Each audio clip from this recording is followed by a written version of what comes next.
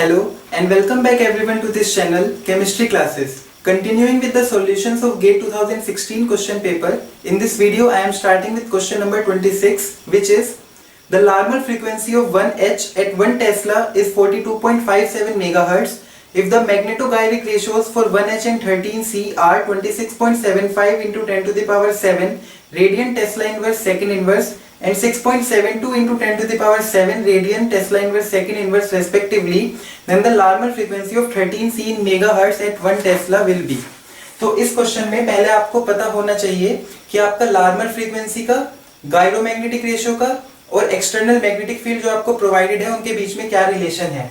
तो उनका जो रिलेशन होता है वो होता है कुछ ऐसा, this is frequency is equals to 1/2 pi multiply by gyromagnetic ratio multiply by external magnetic field. तो इसमें जो ये गायरोमैग्नेटिक रेशियो होती है that is dependent upon the nucleus. तो अगर आपका न्यूक्लियाई चेंज होगा तो आपकी गायरोमैग्नेटिक रेशियो चेंज होती जाती है और इसीलिए आपको 1H और 13C दोनों की गायरोमैग्नेटिक रेशियो आपको प्रोवाइड कराई गई है। जो आपका एक्सटर्नल मैग्नेटिक फील्ड है वो आपको दोनों केसेस में 1 टेस्ला दिया गया है, तो इसलिए this will not make the difference. और जो ये लार्मर फ्रीक्वेंसी है ये आपको 1H के लिए दी गई है और 13C के लिए आपको ये निकालनी है।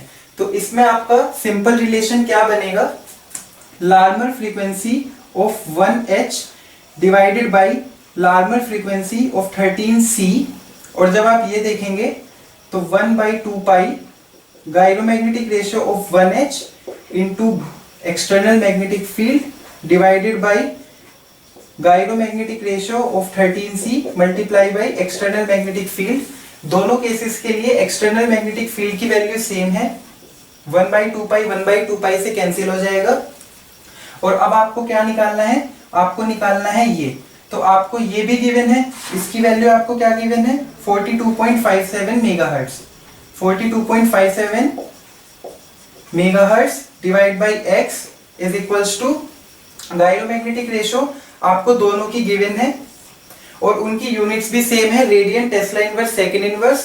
तो आप यहाँ पे वैल्यू पुट कीजिए, यहाँ पे वैल्यू पुट कीजिए, यूनिट आपकी यहाँ पे कैंसिल आउट हो जाएगी और जो आपकी x की वैल्यू आएगी वो आपकी मेगाहर्ट्ज में ही आएगी, बिकॉज आपने 1H की जो लार्मर फ्रीक्वेंसी पुट की है वो मेगाहर्ट्ज में ही की है और आपसे जो 13C की लार्मर फ्रीक्वेंसी पूछी गई है वो मेगाहर्ट्ज में ही पूछी गई है। तो इस क्वेश्चन में आपको यूनिट कन्वर्जन कोई नहीं करना है, सिंपल इसमें आपको वैल्यू पुट्स करनी है and then you will get your answer.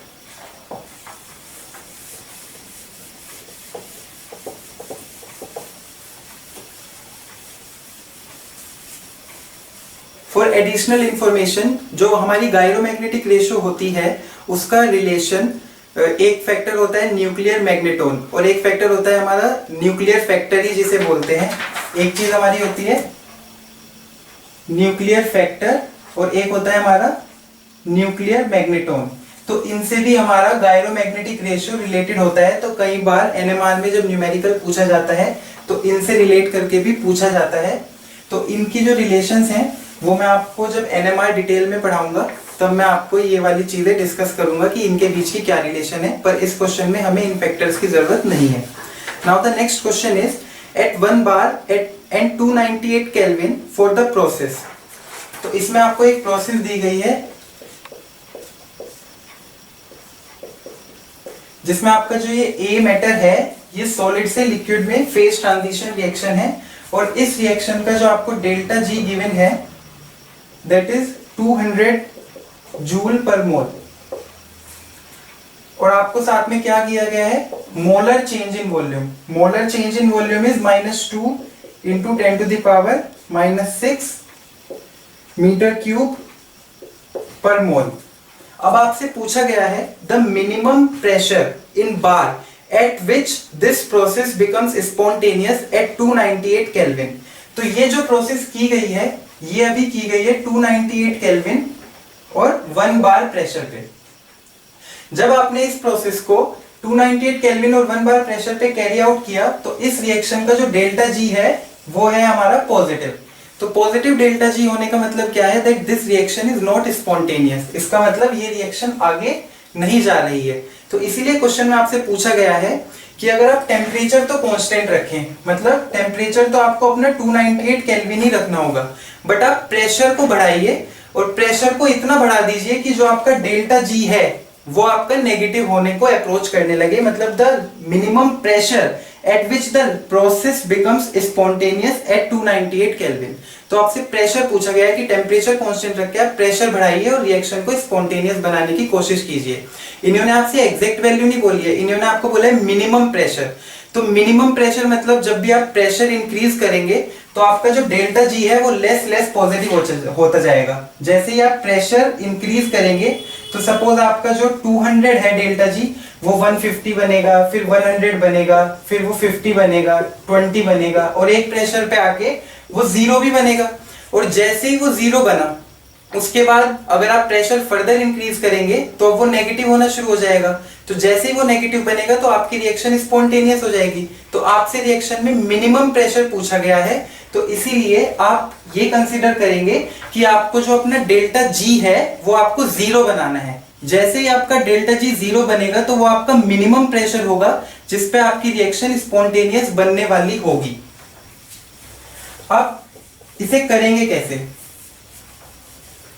आपने किरचॉफ्स इक्वेशन पढ़ी होगी एक थर्मोडायनेमिक्स में, Kirchhoff's equation two calculate enthalpy. वो क्या होती है? वो कुछ ऐसी होती है कि delta H at a particular temperature T2 minus delta H at a particular temperature T1 is equals to delta Cp T2 minus T1। ये आपकी किरचॉफ्स इक्वेशन होती है जो आप कैलकुलेट करते हैं अगर आपको किसी भी पर्टिकुलर रिएक्शन की enthalpy at a different temperature calculate करनी होती है। सिमिलरली आप ये चीज यहाँ पे यूज करेंगे। आपके पास रिलेशन क्या होती है? dg is equals to vdp minus sdt। तो अगर आप देखें तो आपको बोला है कि टेम्परेचर तो आपको कांस्टेंट रखना है, तो इसलिए आपकी जो ये वाली टर्म है जिसमें dt है ये तो आपकी हो जाएगी 0। तो आपके पास क्या बचेगा? आपके पास बचेगा dg is equals to vdp। और ऐसे ही आपको पता है कि जो हमारा डेल्टा H होता है वो हमारा अगर 1 मोल है तो वो क्या होता है? Cp dt होता है अगर हमारी आइडियल गैस है। तो सिमिलरली आपका यहाँ पे ये फैक्टर लगेगा, आपको ये किरचॉफ्स इक्वेशन जैसी फॉर्म यहाँ पे यूज करनी होगी। और इसमें आप कैसे करेंगे? dg is equals to vdp है, तो आपको बेसिकली जो अपना change in Gibbs free energy है वो एक डिफरेंट प्रेशर पे कैलकुलेट करनी है। किस प्रेशर पे? जिसपे वो 0 हो जाए। तो आपके पास रिलेशन क्या बनेगी? आपके पास रिलेशन बनेगी delta G at P2 pressure minus delta G at P1 pressure is equals to delta V and P2 minus P1। और ये आपको मोलर गिवन है। तो अब आपका क्या हो जाएगा कि सपोज आपका जो P1 प्रेशर है वो है आपका 1 बार और P2 प्रेशर आपको कैलकुलेट करना है क्योंकि आपको उस प्रेशर पे अप्रोच करना है जिसपे हमारी रिएक्शन स्पॉन्टेनियस होनी शुरू हो जाए।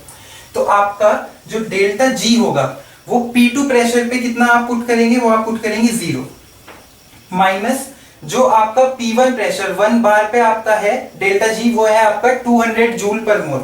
तो 200 आपने यहाँ पे पुट किया इज इक्वल्स टू आपका जो मोलर वॉल्यूम चेंज गिवन है वो आपको क्या गिवन है?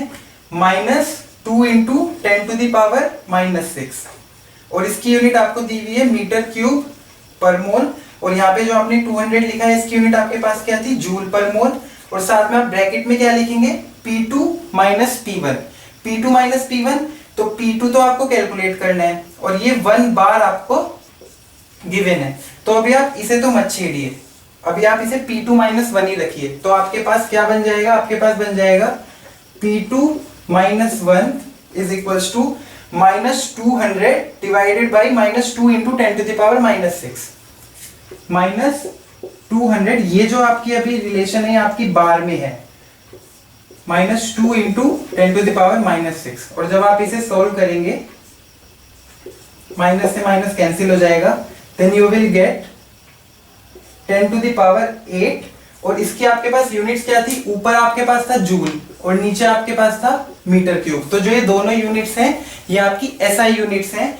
और जब आप एनर्जी वाली यूनिट्स को वॉल्यूम की यूनिट से डिवाइड कर देंगे तो बेसिकली आपके पास जो यूनिट्स बचेंगी वो प्रेशर की बचेंगी। और ऑब्वियसली आप देख भी सकते हैं कि जो आपका लेफ्ट हैंड साइड में है वो प्रेशर ही है, तो डायमेंशंस लेफ्ट हैंड साइड और राइट हैंड साइड की इक्वल ही होंगी।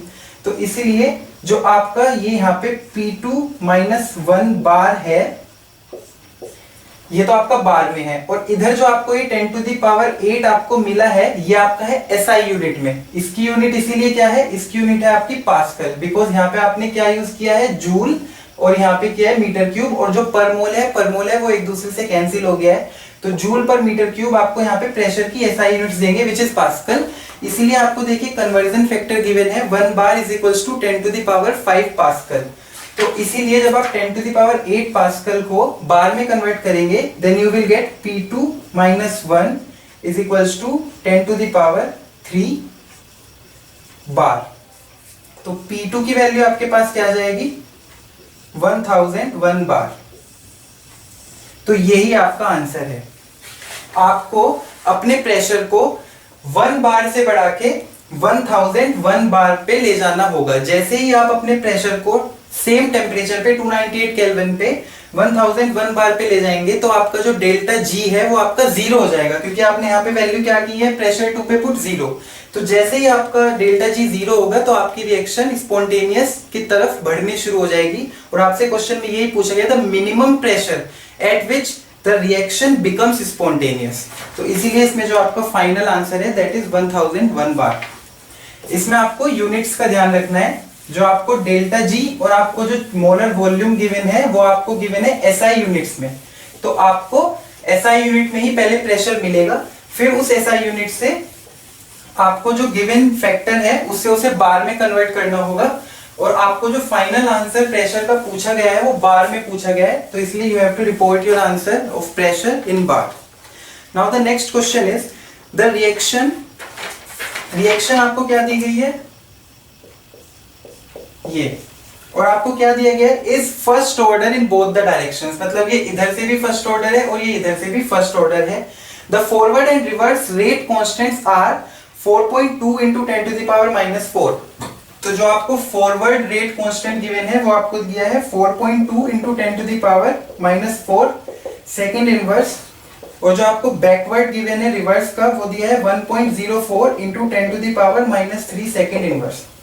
अगर ये इस क्वेश्चन में आपको ये लिख के भी नहीं देते कि ये फॉरवर्ड और बैकवर्ड में फर्स्ट ऑर्डर है तो आप के की यूनिट से पता लगा सकते थे कि आपका रिएक्शन का ऑर्डर फॉरवर्ड और बैकवर्ड में क्या है, बट इन्होंने आपको गिवन है तो इसलिए इसमें आपको यूनिट से एज सच कोई मतलब नहीं है। बट अगर नहीं देते तो आप यूनिट से देख सकते थे कि आपका ऑर्डर ऑफ द रिएक्शन क्या है।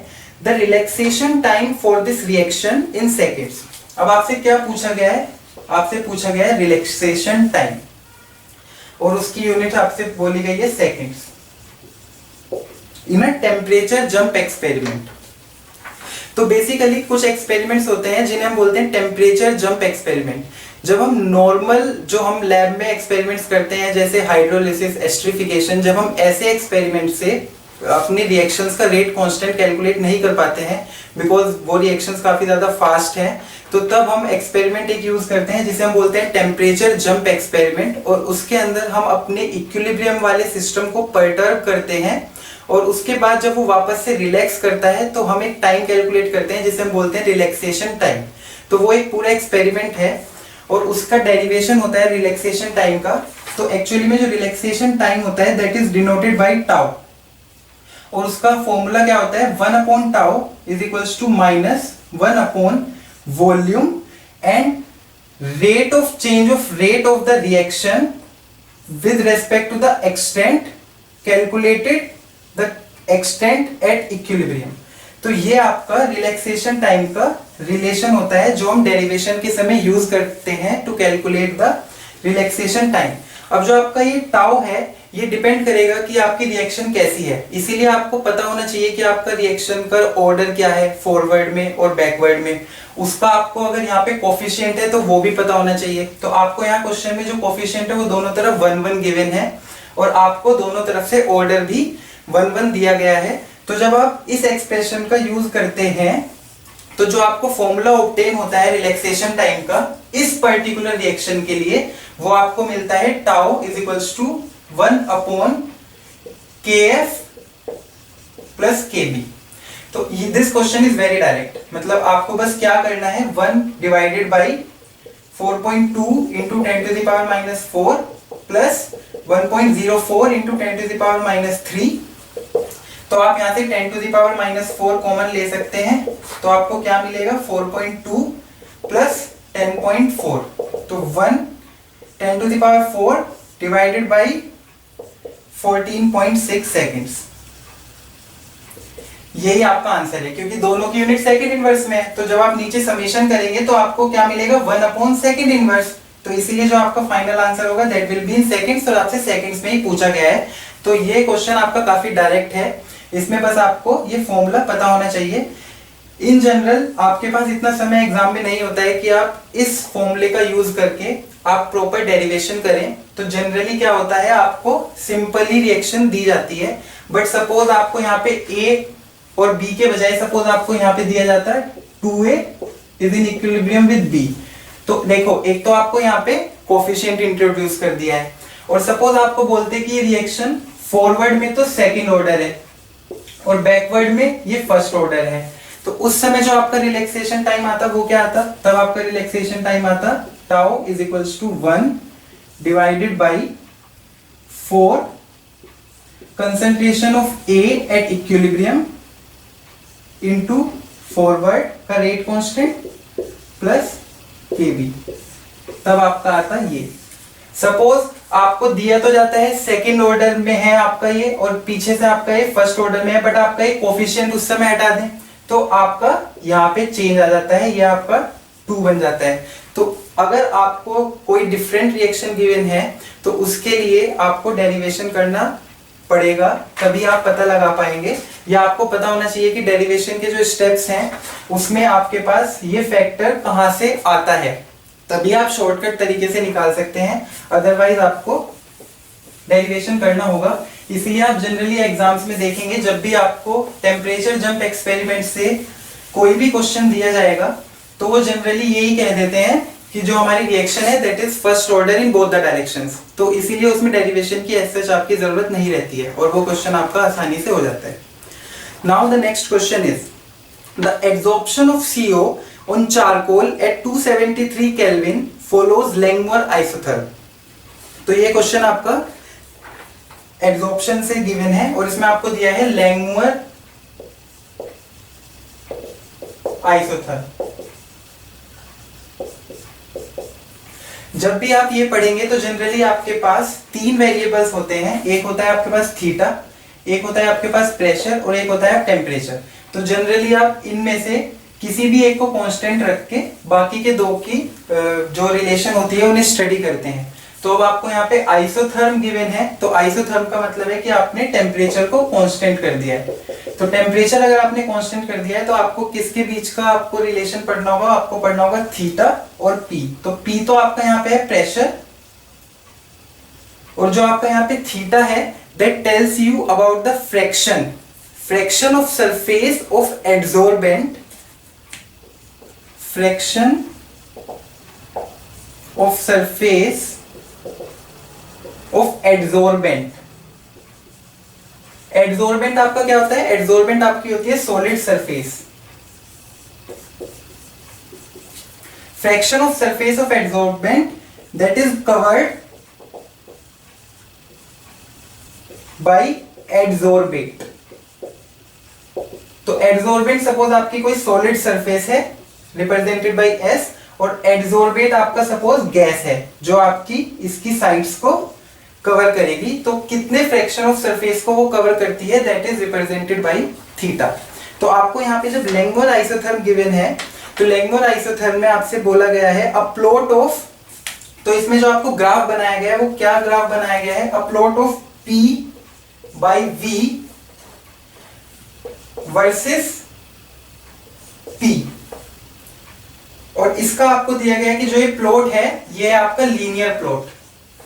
लीनियर प्लॉट है और आपको स्लोप की वैल्यू दे दी गई है 0.01 और आपको y इंटरसेप्ट गिवन है, y इंटरसेप्ट की वैल्यू आपको दी गई है 0.5 और आपसे पूछा गया है इक्विलिब्रियम कांस्टेंट और उसकी यूनिट आपको बोली गई है किलो पास्कल इनवर्स।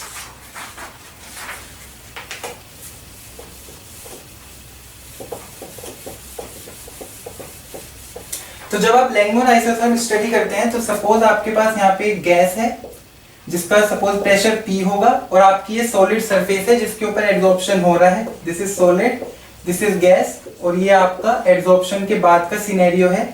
तो ये तो आपका हो गया, रिप्रेजेंट करेगा थीटा और ये आपकी जो अभी बच गई एक पर्टिकुलर टाइम के बाद। तो इसीलिए जो इसमें आपका K की वैल्यू होती है वो होती है आपकी theta by P1 minus theta. आपको ये रिलेशन लैंगमुर आइसोथर्म से मिलती है। जब आप इसे रीअरेंज करते हैं तो रीअरेंज करने के बाद आपको मिलता है theta equal Kp divided by 1 plus Kp।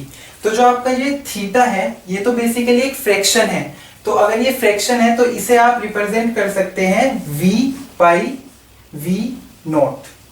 मतलब ये आपकी टोटल वॉल्यूम और ये आपकी जो कवर्ड वॉल्यूम है उसे रिप्रेजेंट करता है। तो हम इस समय इस पर्टिकुलर रिलेशन का यूज करेंगे क्योंकि जो हमें गिवन है वो गिवन है P by V versus P वाला ग्राफ। तो हमें ये गिवन है कि ये लीनियर प्लॉट है, तो लीनियर प्लॉट में आपको पता है कि लीनियर प्लॉट के लिए क्या होता है, y equal mx plus c होता है। तो आपको इसे अब ऐसे रीअरेंज करना होगा कि जो आपका y है वो तो बन जाए आपका P बाई V और जो आपका x एक्सिस है वो आपकी बन जाए प्रेशर की।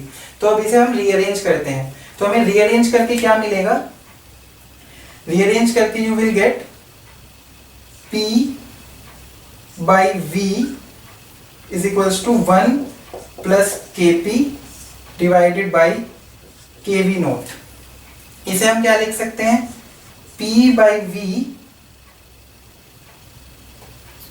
Is equals to P 1 by V naught plus 1 by Kv naught. तो अगर आप देखें तो ये हमारा लीनियर प्लॉट के फॉर्म में आ गया है। कैसे, ये अब आपका हो गया y P बाई V और जो ये आपका प्रेशर है ये हो गया आपका x एक्सिस और जो ये है 1 बाई V नोट ये आपका कांस्टेंट है, तो इसे रिप्रेजेंट करेंगे हम स्लोप से m से। और जो ये आपका है दिस इज y इंटरसेप्ट और ये आपका हो गया हमारा c। y इंटरसेप्ट को जनरली हम c से डिनोट करते हैं मैथमेटिक्स में। सो y equal mx plus c, तो ये आपका लीनियर प्लॉट बन गया है और ये है आपका p by V versus p का प्लॉट। तो इसमें अगर आप देखें तो जो आपको m इक्वल 0.01 था वो आपका किसके इक्वल है, वो आपका है 1 बाई V नोट के इक्वल। और जो आपको y इंटरसेप्ट 0.5 गिवन था वो आपका किसके इक्वल है, वो आपका है 1 अपॉन Kv नोट के इक्वल। अब एक बार हम इनकी यूनिट्स भी देख लेते हैं कि क्या गिवन है। हमें जो स्लोप है, हाँ सॉरी, जो हमें प्रेशर गिवन है वो हमें गिवन है किलो पास्कल में, किलो पास्कल में।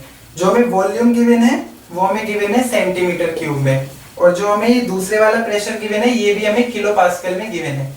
और हमारे से जो इक्विलिब्रियम कांस्टेंट पूछा गया है वो किलो पास्कल इनवर्स में पूछा गया है, तो इसीलिए हमें यूनिट्स में ध्यान देने की कोई जरूरत नहीं है बिकॉज हमें किलो पास्कल में ही दिया गया है जो हमारा प्रेशर है। तो अब आप डायरेक्ट यहाँ से पुट कर सकते हैं। आपके पास m की वैल्यू है और आपके पास 1 बाई V नोट को इसलिए आपको पता है, तो इसलिए अगर आप देखेंगे तो आपका क्या आएगा 0.5 will be equal to 1 by K और ये हो जाएगा आपका m के इक्वल। तो k की जो आपकी वैल्यू आएगी वो आएगी आपकी 0.5 डिवाइडेड बाई m और m है आपका 0.01। Sorry this is 1 by k। तो आपकी k की वैल्यू क्या आ गई 0.01 डिवाइडेड बाई 0.5। तो ये आपका सोल्व करके क्या आएगा,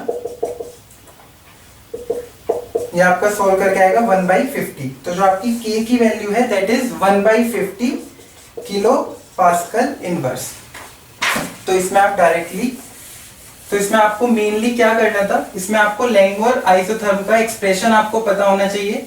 फिर आपको जो उसमें गिवन इंफॉर्मेशन है उसके अकॉर्डिंग आपको उसे रीअरेंज करना है लीनियर प्लॉट में और फिर आपको अपना स्लोप और इंटरसेप्ट निकालना है।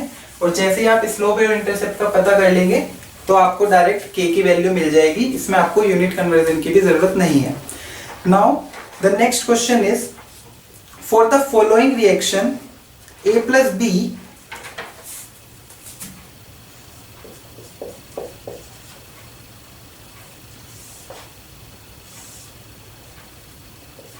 K1 K-1 I product K2, और इसमें आपको बोला गया है कि इसमें जो आपका ये इंटरमीडिएट I है इस पे आप स्टेडी स्टेट अप्रोक्सीमेशन को अप्लाई कर सकते हैं, और जो आपका क्वेश्चन है वो है observe rate constant of product formation in litre पर मोल पर सेकंड। तो जो आपका ये प्रोडक्ट हुआ है इसका आपको रेट कांस्टेंट निकालना है और उसकी यूनिट भी आपको गिवन है। तो पहले तो हम ये लिखते हैं कि ये प्रोडक्ट जो फॉर्म हुआ है उसका रेट है क्या। तो इसका जो रेट है दैट इज K2I, बट जो हमारा I है ये हमारा रिएक्टेंट नहीं है, ये हमारा इंटरमीडिएट है, तो हमें इसकी रिलेशन निकालनी होगी A और B के साथ, और इसमें इसीलिए हमें ये दिया गया है कि इस I के ऊपर हम स्टेडी स्टेट अप्रोक्सीमेशन लगा सकते हैं। तो स्टेडी स्टेट अप्रोक्सीमेशन का मतलब क्या होता है, SSA का मतलब हमारे पास क्या है कि जो हमारा rate of change of I है that will be nearly equals to 0। तो ये हमारा SSA का अप्रोक्सीमेशन होता है। तो इसमें हम क्या करेंगे, अब हम पहले निकालेंगे कि हमारा di/dt क्या है और उसे हम 0 के इक्वल पुट कर देंगे so that we can calculate the value of this I। तो अब हमें क्या करना होगा, इसमें देखना होगा। तो अगर आप पहले इस हाफ को देखें और आप फॉरवर्ड में देखें, तो फॉरवर्ड में जो है आपका I है दिस इज प्रोडक्ट। तो अगर ये प्रोडक्ट है तो di/dt की वैल्यू क्या होती है, di/dt की वैल्यू आपकी क्या होगी K1 AB। रेट लॉ से हम R ये भी लिखते हैं, रेट लॉ से जो हमारा रेट ऑफ द रिएक्शन होता है वो होता है K1 AB, और रेट ऑफ द रिएक्शन हमारा di/dt भी होता है। तो di/dt के इक्विवेलेंट हो गया हमारा K1 AB। अगर हम इस रिएक्शन को इधर से इधर देखें तो ये जो हमारा है ये हमारा है रिएक्टेंट। तो रेट ऑफ द रिएक्शन क्या होगा, रेट ऑफ द रिएक्शन होगा K-1I, but rate of the reaction I की फॉर्म में क्या होगा माइनस di/dt। मतलब अगर आप इस रिएक्शन को ऐसे देख रहे हैं तो एक्चुअली आपके पास क्या बनेगा, minus di/dt is equals to K-1I। तो हम तो यहाँ पे di/dt लिख रहे हैं, तो ये माइनस आपको इधर लाना होगा, तो ये क्या लिखेंगे माइनस K-1I। अब सिमिलरली जब आप ये वाली रिएक्शन देखेंगे तो ये फिर से रिएक्टेंट है, तो minus di/dt is equals to K2I। तो वो माइनस आपको यहाँ पे क्योंकि माइनस नहीं है तो यहाँ पे लगाना होगा, तो माइनस K2I, और इसे आप किसके इक्वल रख देंगे SSA के अकॉर्डिंग 0 के इक्वल। तो आपको जो I की वैल्यू मिलेगी वो आपकी क्या होगी, वो आपकी होगी K1AB divided by K-1 plus K2, ये आपकी हो गई I की वैल्यू। अब आपके पास ये जो प्रोडक्ट फॉर्मेशन का रेट था वो था आपके पास ये, तो अब आपके पास जो फाइनल एक्सप्रेशन तैयार हुआ वो क्या हुआ, K1 K2 AB divided by K-1 plus K2, ये आपके पास फाइनल एक्सप्रेशन प्रोडक्ट फॉर्मेशन का तैयार हुआ है। और आपसे पूछा क्या गया था, आपसे पूछा गया था कि आपको ऑब्जर्व्ड रेट कांस्टेंट बताना है, आपको रेट नहीं बताना, आपको बताना है रेट कांस्टेंट। तो प्रोडक्ट फॉर्मेशन का जो रेट कांस्टेंट हो गया वो ये हो गया, सपोज इसे हम K डैश से रिप्रेजेंट कर देते हैं, तो ये हमारा प्रोडक्ट फॉर्मेशन का रेट कांस्टेंट है जिसकी क्या है K1 K2 divided by K-1 plus K2, और आपको K1 K2 K-1 और K2 की सभी की वैल्यूज क्वेश्चन में गिवन है। और अगर आप उनकी यूनिट्स देखेंगे तो K1 की यूनिट है आपको लीटर पर मोल पर सेकंड, K-1 की सेकंड इनवर्स, K2 की भी सेकंड इनवर्स, और आपको पूछा गया है litre mole inverse second inverse में। तो आपको कोई भी यूनिट कन्वर्जन नहीं करना है, आप डायरेक्ट इसमें यहाँ पे अपनी सारी वैल्यूज गिवन पुट करेंगे तो आपको प्रोडक्ट फॉर्मेशन का रेट कांस्टेंट मिल जाएगा। अगर आपसे पूछते प्रोडक्ट फॉर्मेशन का रेट ऑफ द रिएक्शन, तो आपको A और B की कंसंट्रेशन भी साथ में दी जाती, तो आप प्रोडक्ट फॉर्मेशन का रेट तब निकाल पाते, बट आपको यहाँ पे रेट कांस्टेंट पूछा गया है। तो इस क्वेश्चन में हमें मेनली क्या करना था, इस क्वेश्चन में हमें स्टेडी स्टेट अप्रोक्सीमेशन लगा के इंटरमीडिएट से ए और बी का रिलेशन निकालना था। Now the next question is the correct set of infrared spectral bands in centimetre inverse for the CO stretching mode of the given carbonyl complex is. तो इसमें आपको यहाँ पे एक कार्बोनिल कॉम्प्लेक्स गिवन है जो कि कैसे बनाया गया है, रोडियम यहाँ पे Cp कनेक्ट किया है 𝜂5 में, फिर यहाँ पे आपको 2 रोडियम, फिर यहाँ पे CO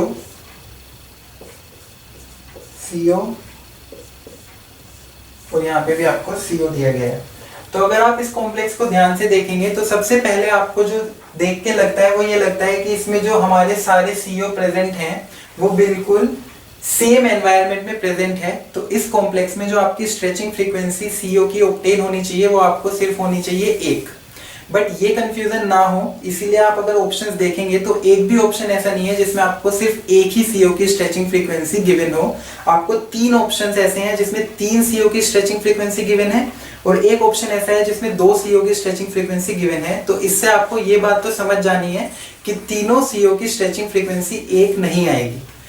और जनरली हम ऐसे देख के बता भी नहीं सकते हैं, जो एग्जैक्ट तरीका हमें कॉम्प्लेक्सेस में देख के बताते हैं वो होता है ग्रुप थ्योरी से। ग्रुप थ्योरी से पहले हमें कॉम्प्लेक्स का पॉइंट ग्रुप निकालना होता है, फिर पॉइंट ग्रुप निकालने के बाद कैरेक्टर टेबल देख के हम बेसिकली एक सीरीज ऑफ ऑपरेशंस करते हैं। उसके बाद हमें पता चलता है कि एक पर्टिकुलर कॉम्प्लेक्स में कितने CO हैं और उसके बाद हमें कितने CO स्ट्रेचिंग फ्रीक्वेंसी एक्सपेरिमेंटली हमें ऑब्टेन होनी चाहिए। हम डायरेक्टली नहीं बता सकते हैं। बट अब हमें पता कैसे चलेगी कि वो जो 3 स्ट्रेचिंग फ्रीक्वेंसी है वो है क्या, क्योंकि यहाँ पे तो हमें तीनों सेम एनवायरनमेंट में दिख रहे हैं। एक्सपेरिमेंटल वैल्यूज हमें कैसे पता होंगी? तो अब आप ऑप्शंस को ध्यान से देखिए। तो जो आपको मैं आपको ऑप्शंस के बेसिस में ही बताऊंगा। इसमें एक्चुअली कोई तरीका नहीं है जिससे आप बता सकें, इसमें लॉजिकली आपको सोचना होगा कि इसका आपका करेक्ट आंसर क्या होगा। आप पहले इसमें ये देखिए कि जो आपके तीनों CO हैं उनका जो एनवायरनमेंट है वो बिल्कुल सिमिलर है। अब ये तो आपको दिख गया कि इनकी तीनों की स्ट्रेचिंग फ्रीक्वेंसी सेम नहीं आ रही है, बट आपको अब ये समझना होगा कि इनकी सेम भले ही नहीं आ रही है बट जो स्ट्रेचिंग फ्रीक्वेंसी होगी वो उनकी सिमिलर जरूर होगी, मतलब वो आसपास होगी। ऐसा नहीं होगा कि इसकी 1600 है तो इसकी यहाँ पे 1750 हो गई, इतना ज्यादा डिफरेंस बिल्कुल नहीं होगा। जो इनकी स्ट्रेचिंग फ्रीक्वेंसी है तीनों की वो काफी आसपास और सिमिलर होगी। तो अगर आप ऑप्शन नंबर बी देखेंगे तो उसमें आपको जो ऑप्शंस गिवन है वो है 1973, 1827 और 1794। तो इन दोनों की तो सही है कि चलो आसपास है, 1827 और 1794 आसपास है।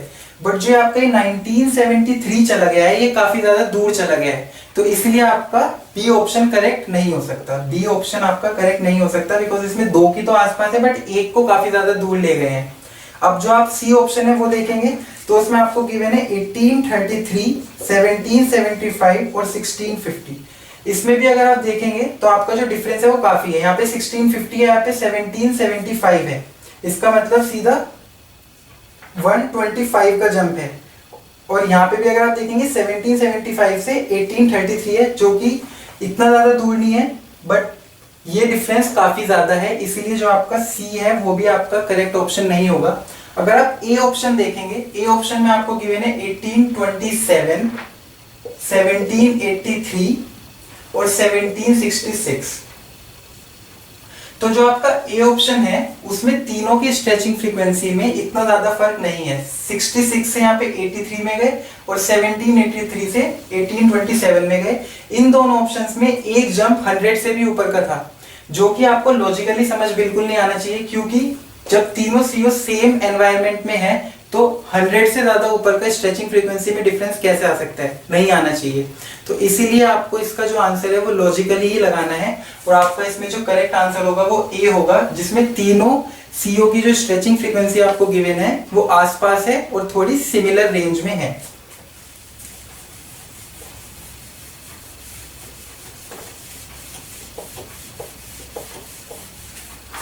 Now the next question is 19F NMR spectrum of ClF3 when measured at -60 degree Celsius will be observed as a। अब पहले आप देखिए कि ClF3 का आपका स्ट्रक्चर होता क्या है। तो जो आपका ClF3 मॉलिक्यूल है इसमें हम VSEPR theory, valence shell electron pair repulsion theory से हम इसकी निकालने की कोशिश करेंगे, और या फिर हम वैलेंस बॉन्ड थ्योरी से भी इसका शेप निकाल सकते हैं। तो अगर आप देखें तो इसमें जो Cl के पास वैलेंस इलेक्ट्रॉन्स हैं वो होते हैं 7, और इसमें जो आपका Cl और F का बॉन्ड है वो होगा सिंगल बॉन्ड, तो इसलिए हम फ्लोरीन का कंट्रीब्यूशन भी काउंट करते हैं। तो हमारे पास 3 फ्लोरीन है तो 7 + 3, तो इसमें हमारे पास जो total pair of electrons available हैं दे आर 10, मतलब इसका स्टेरिक नंबर है हमारे पास 10। तो जब हम 10 को 2 से डिवाइड करेंगे तो हमारे पास मिलेगा 5। तो इसमें जो हाइब्रिडाइजेशन हुआ है उसमें 5 ऑर्बिटल्स हमारे इन्वॉल्व हैं, तो वो हमारा हाइब्रिडाइजेशन क्या है, sp3d। तो इसकी मॉलिक्यूल की जो हमारी ज्योमेट्री है वो हमारी क्या होनी चाहिए, tbp। tbp क्या होता है, ट्राइगोनल बाइपिरामिडल। बट इसके अंदर हमारे पास इस 5 में जो डिस्ट्रीब्यूशन है वो है 3 बॉन्ड पेयर्स, क्योंकि 3 ही Cl के और F के बॉन्ड है, और इसका मतलब हमारे पास 2 होंगे हमारे पास लोन पेयर। तो इसीलिए इसकी ज्योमेट्री तो हमारी ट्राइगोनल बाइपिरामिडल है, बट जो इसकी शेप है वो हमारी ट्राइगोनल बाइपिरामिडल नहीं होगी। तो इसकी शेप क्या होगी, अब आपको ये पता होगा जो हमारा sp3d हाइब्रिडाइजेशन है उसके अंदर बेसिकली वो 2 सेट्स ऑफ ऑर्बिटल्स में होता है, एक होता है sp2, एक होता है हमारा pd। मतलब इसके अंदर आपने पढ़ा होगा 2 तरीके के बॉन्ड होते हैं, जो एक को हम बोलते हैं एक्सियल बॉन्ड्स, एक को हम बोलते हैं इक्वेटोरियल बॉन्ड्स। तो पहले हमारा TBP में जो sp3d है उसमें हमारा एक्सियल बॉन्ड हमारा पहले ऑक्यूपाई होता है। तो Cl ये आपने बनाया एक्सियल, ये आपने यहाँ पे बनाया इक्वेटोरियल, और ये आपके यहाँ पे हो गए 2 लोन पेयर। तो अगर आप इसकी ज्योमेट्री देखेंगे तो ज्योमेट्री इसकी है TBP, बट अगर आप इसकी शेप देखेंगे तो basically it is T shaped. अब इसमें जो ये हमारे एक्सियल बॉन्ड्स होते हैं, जो हमारा एक्सियल CLF बॉन्ड है that is longer than equatorial CLF bond.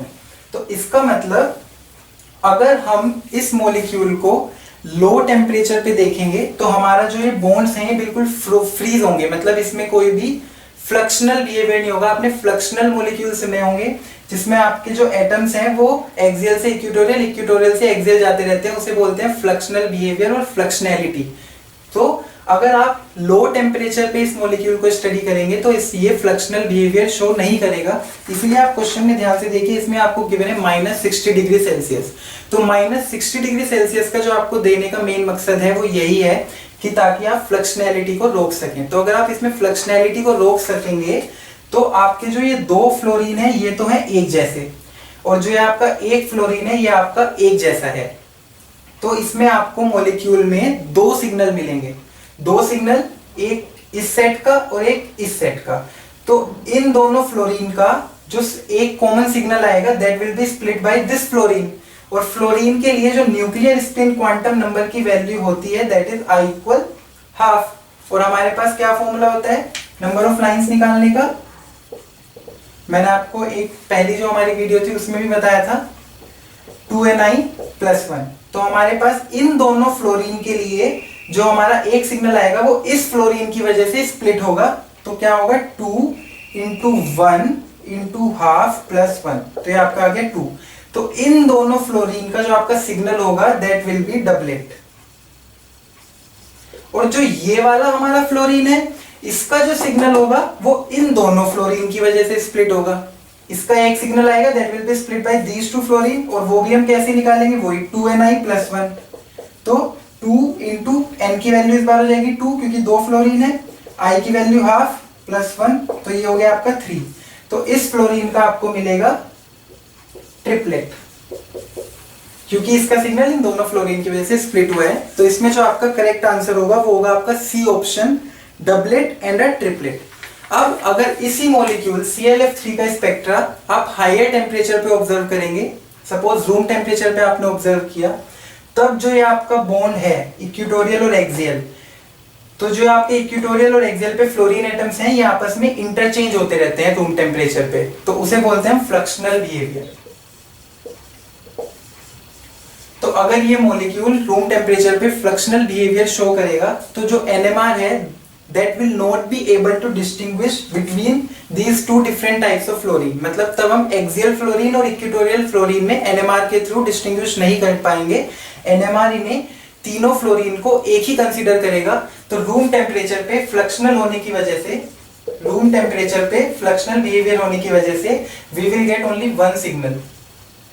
इन तीनों फ्लोरीन का एक ही सिग्नल आएगा जो फर्दर स्प्लिट भी नहीं होगा. तो जो वन सिग्नल होगा वो हमारा होगा सिंगलेट. बट -60 पे we will get a doublet and a triplet.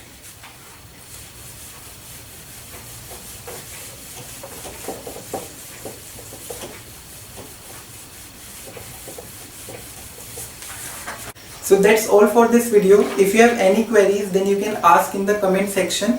Thank you.